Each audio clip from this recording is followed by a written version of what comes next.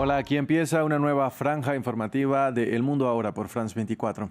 Yo soy Andrés Mesa Muñoz y a continuación los titulares. Tambalea el gobierno de Francia. El primer ministro Michel Barnier decidió impulsar su proyecto de ley de seguridad social sin pasar por el Parlamento y ahora enfrentará una moción de censura por parte de los opositores de la izquierda y la extrema derecha. En Siria, el gobierno de Bashar al-Assad recibe el apoyo de sus socios rusos e iraníes para intentar detener la ofensiva de grupos rebeldes en el norte del país.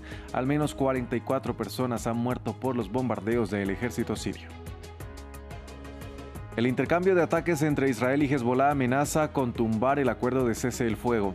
El grupo chiita atacó una posición del ejército israelí en territorio libanés, a lo que el ejército de Israel dijo que responderá con un golpe poderoso. Según Estados Unidos, el alto el fuego se mantiene a pesar de estos incidentes.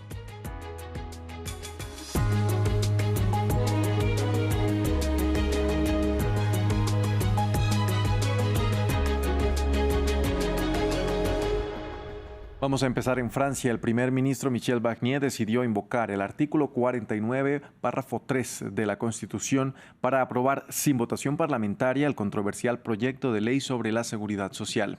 Este es el último episodio de un conflicto con las dos principales fuerzas de oposición, la de la izquierda, Francia Insumisa, y la de la derecha, Agrupación Nacional, que anunciaron una moción de censura que podría llevar a la destitución del gobierno de Barnier. Maxime Plouvinet tiene los detalles. Tras aprobar sin votación a un proyecto de ley, el gobierno a un paso de la destitución. El primer ministro francés Michel Barnier decidió invocar este lunes al artículo 49, apartado 3 de la Constitución para hacer aprobar el proyecto de ley sobre la seguridad social sin el Parlamento. Sur le fondement de l'article 49.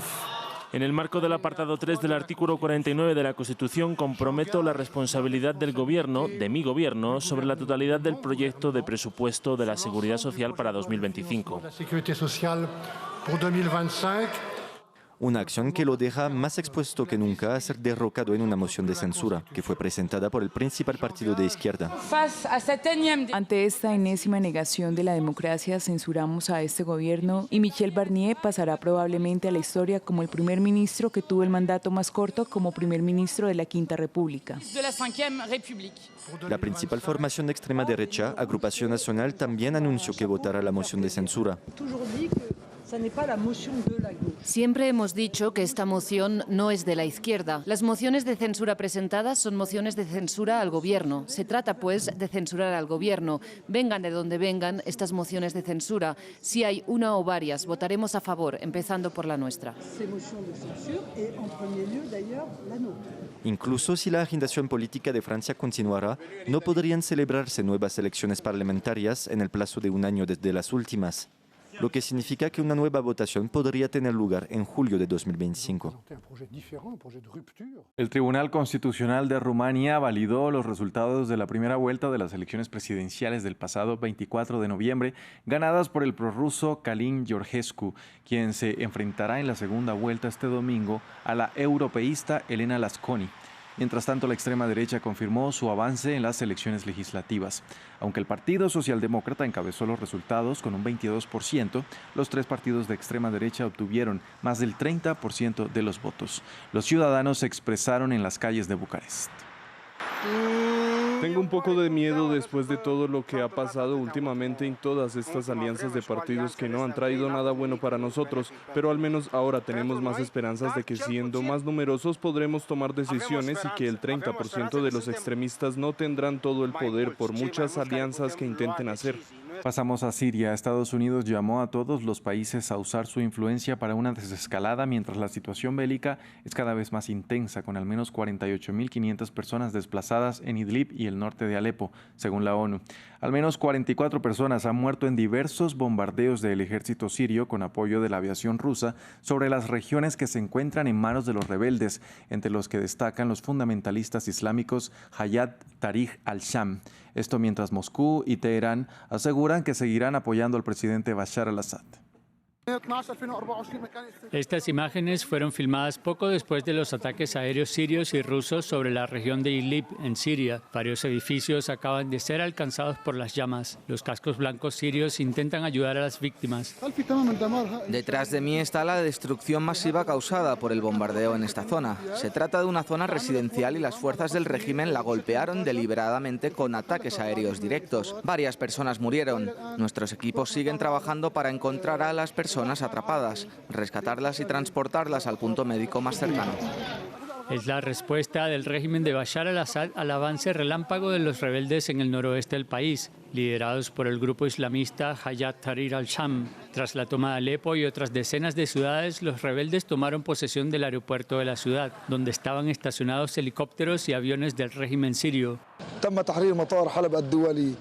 El aeropuerto internacional de Alepo ha sido liberado de los militares del régimen y está siendo devuelto a la propiedad revolucionaria de nuestro pueblo y familias en las zonas liberadas. Si Dios quiere, continuaremos y entraremos en Damasco y liberaremos el resto de Siria. Ahora se dirigen hacia el sur y al parecer han llegado a la ciudad de Hama. Los islamistas también tomaron la ciudad de Tal Rifat, cerca de la frontera turca, hasta ahora en manos de las fuerzas kurdas. Estos ataques han sido denunciados por los manifestantes kurdos, que se han reunido en gran número. Nuestro pueblo en la región de Al-Shaba está en la calle desde ayer por la tarde y está siendo atacado. Esperamos que todos los que oigan nuestra voz nos escuchen y exigimos la intervención de las grandes potencias para poner fin a estos ataques. Los manifestantes también salieron a la calle en el sur del país, esta vez en apoyo a los rebeldes. También denunciaron al régimen de Bashar al-Assad y apoyaron la toma de Alepo. Hayat Tahrir al-Sham es portada en estos días por su avance en Siria. El grupo descendiente de Al-Qaeda ha conseguido controlar Alepo, la segunda ciudad del país, y amenaza con llegar a Damasco. A continuación les contamos quién es este grupo fundamentalista islámico que ya fue catalogado como terrorista por la ONU o Estados Unidos. Los orígenes de Hayat Tahrir al-Sham se remontan a la guerra civil siria de 2011. Sin embargo, el grupo se creó con el nombre de Jabhat al-Nusra, la filial de Al-Qaeda en Siria. Está dirigida por Abu Mohammed al-Jalani, que fue comandante de Jabhat al-Nusra, que es esencialmente una rama de Al-Qaeda. Durante el levantamiento contra el presidente Bashar al-Assad, al-Nusra demostró ser una de las fuerzas de oposición más peligrosas. Sin embargo, parecía estar motivada por la ideología yihadista más que por el bien de la revolución. En 2016, el grupo rompió filas con Al-Qaeda y su líder, al-Jalani, creó una nueva organización que más tarde adoptaría el nombre de Hayat Tahrir al-Sham, de confesión sunita.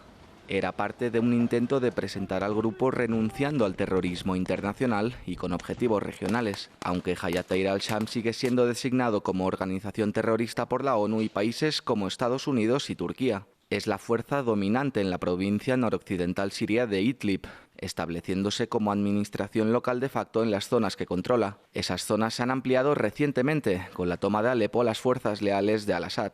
Hayat Tahrir al-Sham trabaja con otras facciones con el objetivo de establecer un régimen salafista en Siria. Lo que tenemos es una coalición de grupos, algunos de ellos laicos, otros islamistas, pero todos ellos unidos con este objetivo de casi 14 años después de que comenzara el levantamiento sirio. Siguen queriendo deshacerse del régimen de Assad en toda Siria, no solo en el noroeste del país. Aunque el grupo se ha esforzado por ganarse a la población local, esta se ha visto empañada por las acusaciones de persistentes violaciones de los derechos humanos. En el vecino Líbano, el acuerdo de cese el fuego entre Israel y Hezbollah amenaza con terminar en cualquier momento. El grupo chiita atacó este lunes una posición israelí en territorio libanés alegando violaciones de la tregua por parte del ejército israelí, que disparó 2 proyectiles contra el sur del Líbano, según la agencia estatal NNA. El gobierno de Israel calificó la medida de Hezbollah como un grave error y prometió responder con lo que llamó un golpe poderoso. A pesar de estos incidentes, el gobierno de Estados Unidos calificó el alto el fuego como exitoso. Lo que hemos visto desde que entró en vigor el alto el fuego es que ha sido un éxito. En términos generales, ha conseguido detener los combates y encaminarnos hacia una situación en la que no se produzcan las pérdidas de vidas humanas que habíamos visto durante los 2 meses anteriores.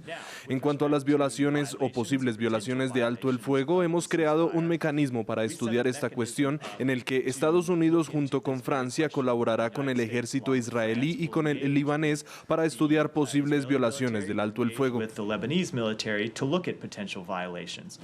En Gaza, al menos 20 personas perdieron la vida tras un bombardeo de las fuerzas israelíes en el norte de la franja. Los hechos ocurrieron en una vivienda de la ciudad de Beit Lahia que albergaba a desplazados y mientras tanto la crisis humanitaria amenaza con agudizarse luego de que la Agencia de la ONU para los Refugiados Palestinos decidiera cesar sus operaciones en el enclave, alegando que Kerem Shalom, el único cruce capaz de recibir grandes cargamentos, es demasiado peligroso. Su director también culpó a Israel de restringir las cantidades de ayuda y de atacar a las fuerzas de Hamás que proporcionaban seguridad al lugar. Según el Departamento de Estado de Estados Unidos, el ministro de Asuntos Estratégicos de Israel, Ron Dermer, discutirán un alto el fuego. Para mí, vivo únicamente de la ayuda de la UNRWA. Aparte de eso, no hay nada. Desde el comienzo de la guerra, solo la agencia nos ha estado proporcionando harina, raciones, cajas y cosas así. Si la agencia deja de hacerlo, estaremos perdidos. Tengo 5 hijos menores de 10 años, no sé qué hacer con ellos. Antes recibíamos harina de la agencia cada 3 meses. Ahora no hay nada, todo se ha detenido. Si la agencia se detiene, estaremos perdidos. Esto es devastador para nosotros. Y desde Estados Unidos, el presidente electo Donald Trump lanzó una dura advertencia al grupo islamista Hamás y dijo que si no libera a los rehenes antes de que tome posesión el 20 de enero, desatará un infierno en Medio Oriente. A través de una publicación en su red social Truth Social, Trump agregó que los responsables serán golpeados con más fuerza que nadie en la larga y célebre historia de Estados Unidos. Recordemos que tras el ataque de Hamás el 7 de octubre de 2023, más de 250 personas fueron raptadas, incluidos ciudadanos de doble nacionalidad israelí-estadounidense. Sin embargo, se cree que solo la mitad de los 101 que siguen en cautiverio están vivos. Hablamos ahora de la guerra en Ucrania. Este lunes se reportó un muerto en la ciudad occidental de Ternopil tras un ataque ruso con aviones no tripulados sobre un edificio residencial. Las autoridades militares de la región reportaron también varios heridos y evacuados por el ataque. Entre tanto, el canciller alemán Olaf Scholz viajó a Ucrania, en donde aseguró que Berlín seguirá siendo su socio más fuerte en Europa y para confirmarlo anunció un nuevo paquete de ayuda de 650 millones de euros. Ha comenzado el invierno, el tercer invierno de esta guerra asesina, y Rusia sigue atacando las infraestructuras energéticas de Ucrania de forma selectiva y despiadada. Putin quiere que la gente se congele. El presidente ruso quiere que la economía ucraniana sufra, pero no permitiremos que triunfe su cínico cálculo.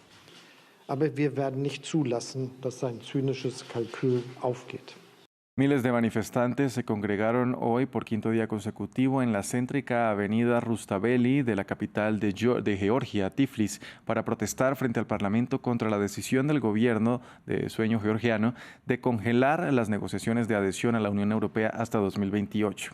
Las protestas tienen lugar también en otras ciudades de la nación caucásica, en algunas de las cuales han sido atacadas las sedes del partido gobernante.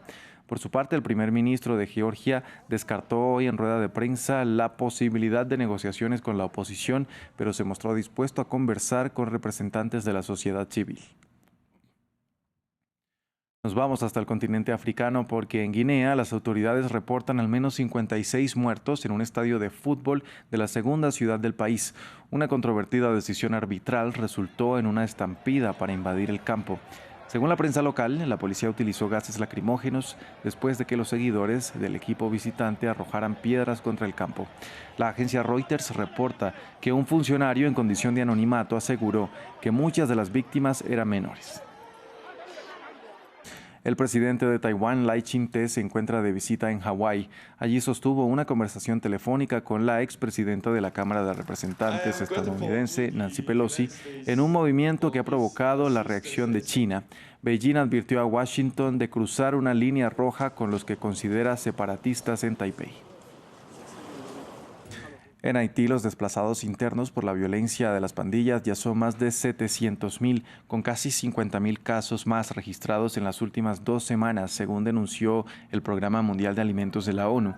Esta agencia de Naciones Unidas llegó hasta la zona que albergan a esta población para distribuir más de 630.000 comidas. Esto mientras señala en su más reciente informe que el 48% de los habitantes de la isla enfrentan hambre, lo que marca el nivel más alto desde el devastador terremoto de 2010.